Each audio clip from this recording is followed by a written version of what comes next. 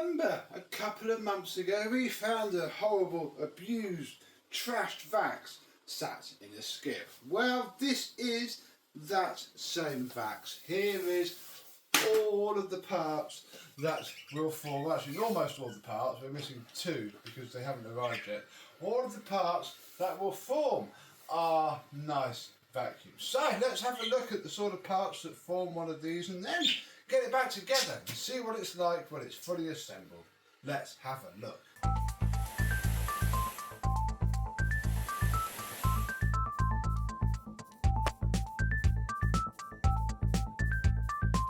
Yes, hello, my vacuum cleaner and Vax chums. How are you today? Yeah, the front plastic housing of one of these is quite easy to clean once you strip the machine down, take it off, and even then you can't spit it any more than this. But everything else seems to have come up okay. Got right into all of the little nooks and crannies. Nothing was really broken. There was just filth absolutely everywhere. And yeah, laid out like this, it's quite easy to have it all clean, have it all nice, clean all of the bits from things like the pivot points for the rear axle, and just yeah, everything. Clean it all out, nice and fresh and washed. There's not a speck of dirt in this machine at all. So yeah, let me put it back together, bring you along for bits and bobs of it, and we shall get it working once more. Overall, it's not that difficult. There's really just a couple of gotchas. The first is you have to take this spinal wiring, which is the wire that goes down to the head and up to the switch assembly, and start off before really doing anything else, otherwise you forget, and it's really annoying to have to backtrack. We need to push these through the holes. The one on the lower wants to be the one that goes up to the spine because of how all of the plastic guides are routed. Oh, let's get this one through. There we go.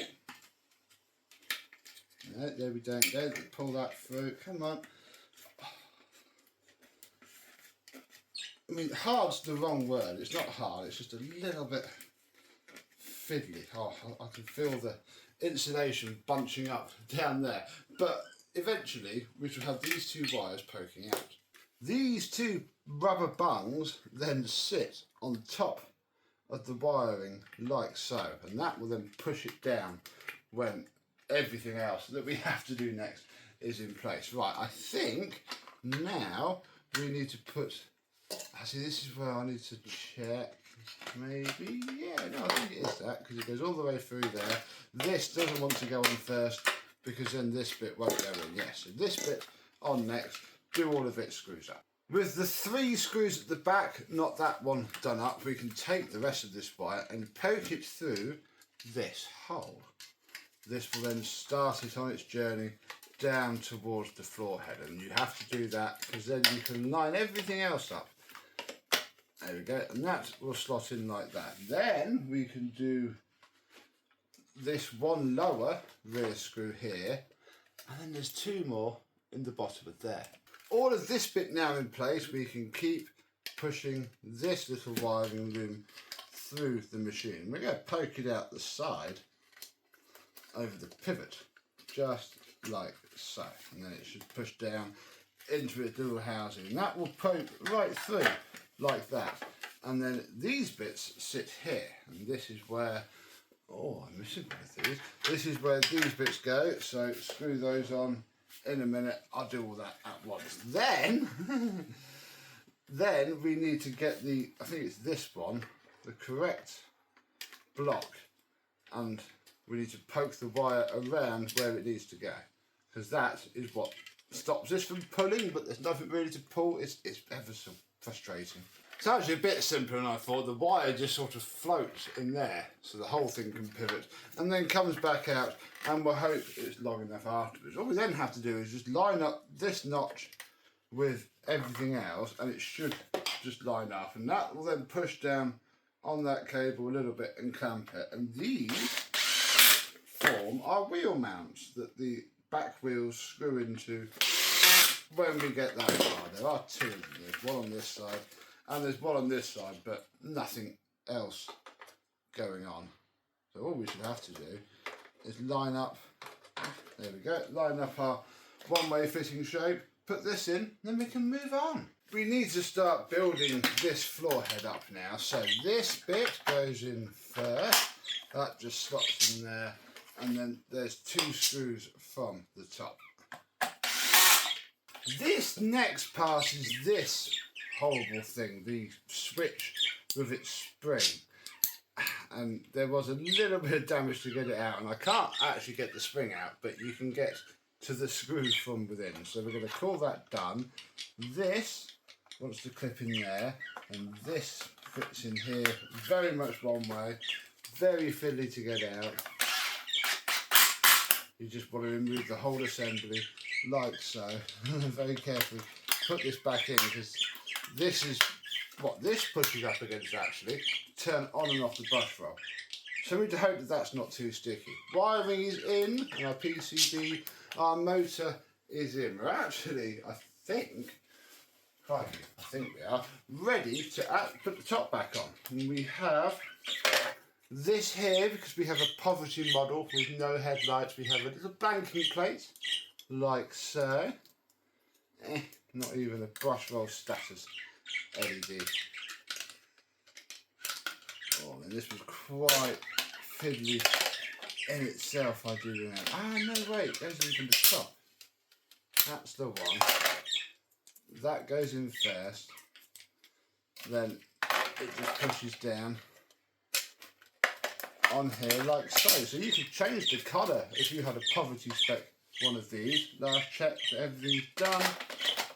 You could change the colour of your one and have a completely custom Vax Air. Alright, lovely.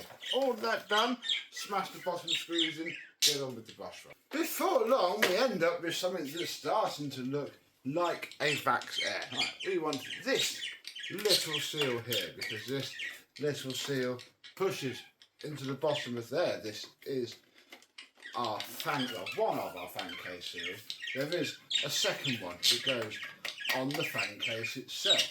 Oh, where are we? Here is our motor sound deadening, all nicely washed and thoroughly dried.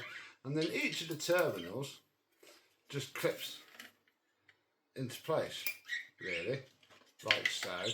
We can then take our motor and drop it down past all of these wires, and then take this, which is the retaining clip. And look, it even says front there, so you can just a little gentle rotate until they line up, and that is, going to put that underneath there. There's lots of room in here. I use these motors to bodge other stuff. We put these motors in Henry's before, and they work very well. There we go, tuck all of this down there, nicely out of the way. There are these little rubber cover things, which I think are there to stop it from vibrating. So I'll put those back in, and be nice to whoever owns this next. Then we can put this piece of sound foamy diffusery stuff in, and I think that's that. I think this sad looking little seal came out of here as well, although it's probably going to be a right pain to get back in. So I'm going to get this all back into place, and we'll carry on. There's 4 screws on this. We best start going up now, so we can take our chassis and also the suction duct, and that just slots on there like so, and then it only has 2 screws on the front holding it in. Then once you put your 2 screws in, we can run the wires all the way up to the top to get ready for the fun that is wiring the flex.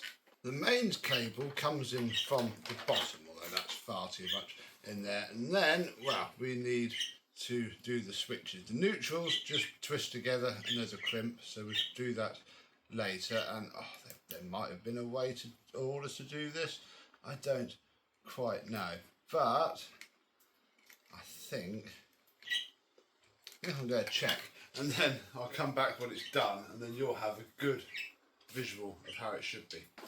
There we go, the 2 ones with the blue go on one switch, and the 2 with the white go on another, and it's actually quite simple. Then the switches sit there quite nicely. Push the wiring out of the way, push these bits through their little hole, because there it is somewhere. Here it is, a plate, and in this plate is built-in guides that will, when I get it the right way around, there we go, screw down onto there with these two screws here. Moving on up, we can sort this switch pack out, and the first thing to do is to fit this cover over the entire thing, almost like so, but this is where you've got to get your switches bang on because they have to come in through this hole. There we go. Crap. And then I think, yes, there is one screw up here. Oh, come on. Oh, it hasn't slid down properly. See? There we go. That's why everything does have to slide and go in, even if it needs a cheeky little tap to finish off. Then we have these two springs here. And where are they? These two switch covers here. That will just click in, one there and one there. And if you wire it up the wrong way around, the brush roll switch will do the power and vice versa. I had my mum do that for years before I fixed it, and then she didn't like it when I fixed it because she got used to how it was. Oops. Clickety click. That is our wand thing into place like so, and well, I mean we're really clutching at straws now. There is this little bracket here to fit, and this bit for the hose, and then well, we're on to putting the bin back together now.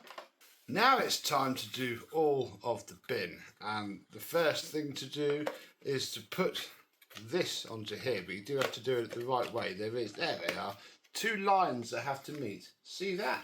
Put those together, and it's actually these three screws in the side here for this, which were completely hidden underneath lots of gunk and hateful horribleness, which I'm hoping the machine doesn't smell of anymore. We'll have to find out and we turn it on. Should be a lot nicer. There we go. That in there, and then this part comes onto here again. I don't think there's any, well, there is a particular way. There's a little notch there. You see a little keyway? Same with there. So that means it will go this way round. No, this way. It is this way round. Right, there we go. That is on there. And then it's just a case of putting all of the little screws back in. And that's almost it for the screws. The rest of it is just going to push together. This goes on, it is keyed, so big side, small side. That twists on, I've already put this seal on. That is as clean of a Cyclone unit as you are going to get. Vax Airs are notorious for smelling quite bad. If you buy a used one, that is, I think, the bare minimum that you would want to do. Oh, where did this seal go? Ah, around the bottom of this. There we go. This has been apart a couple of days now. I am struggling to remember, but it's fine. So yeah, that goes on here like so. That means that we can put the bin on this way. Ooh, yeah, this way. Snap the hinges in. There we go. Then we may as well snap the clip in, because I like to wash behind it, because that way it doesn't just look horrible and disgusting. And then there's our little notch there. We can align that here. Drop that in. Oh, that does look very, very nice. Oh, last knockings. Now, last knockings, we have the button that releases, and then there is a spring that we need to put into there. And that is then that. That goes down there, and this is our last two, well, no, sorry, second to last two screws. We do have two more. We've got to put the hose holder on. But for this, or it classes the machine as a whole, this is it. Done. Last few bits to do is to drop our release valve back together, and these two tabs will line up with the two notches and just click into place. this seal popped apart annoyingly when I was trying to just give it a little bit of a wipe down, but it needs to go back in, ideally not twisted. I mean, that would be the dream, but I might have to do that slightly off camera.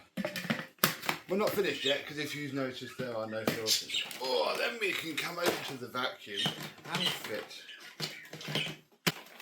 Then we can fit this bottom bit for now with no filter. Oh, one last seal, the bin seal, needs to go on. There we go. Soon notice that. Oh, we're getting there. Then it's the hose. And the hose we need to put through this bit here, which literally screws onto there. So we'll put that through because it's a lot easier with it off, because you can bend the clip. Then the hose snaps in. That's that done. Put this in with our last 2 screws. Here we go, look, this is it. You know you're finished when the screw card is empty. Oh no, don't.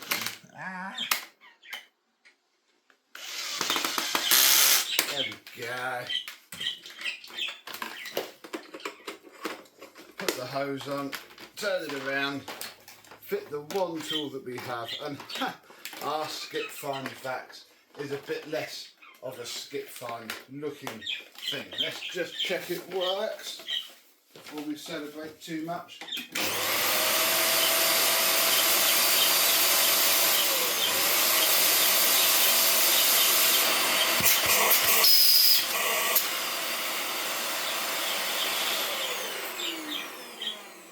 Works very well. Let's wait for the post to come and we can finish it off.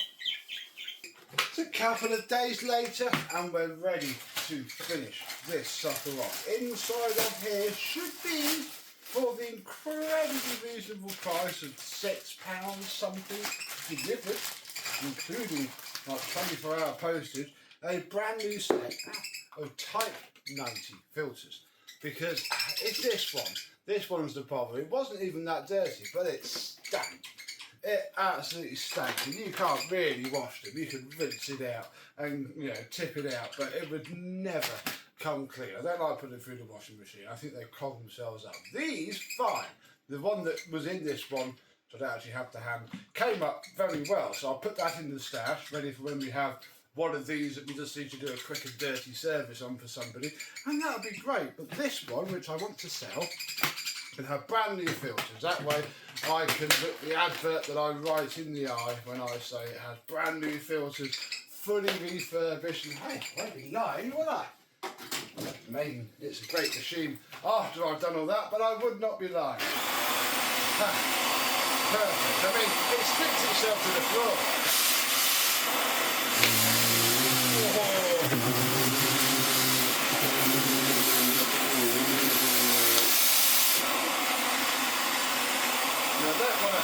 I don't want to use it too much. It's already picked up quite a bit of dust as it is. These are very aggressive machines in a good way, I'd think, but you certainly wouldn't want to use one of these for delicate flooring. However, sure, in the first video we did some airflow measurements on this, and we should probably do some more now. That's right by my ear. Calling that 80.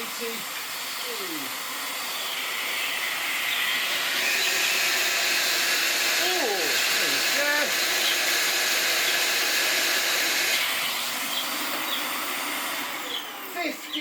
15.4 uncalibrated miles an hour, and yeah, 80 with the release valve, which is there, it's blowing into my ear. Owie.